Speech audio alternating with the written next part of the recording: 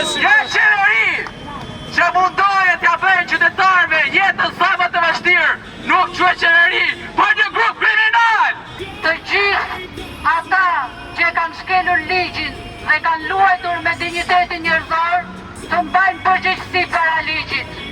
Drejtësi, drejtësi, drejtësi. Turistat po i trem leku i pis me ndërtimet që e ka quar vlerën e erës 95, 94. Kjo po i trem turistat.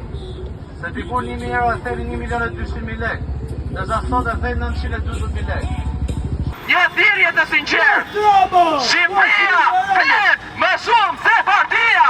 Shqipëria flet më shumë se partia. Ku e lame ku na mbeti, faj vatan e mirë mireti, atës veti ti balar. Flitet për shqiptarët anë mban botës, është pikërisht se po tregojmë qytetari, po tregojmë që ne jemi perëndimor, por është qeverisja këtu që është kriminale, jo shqiptarët.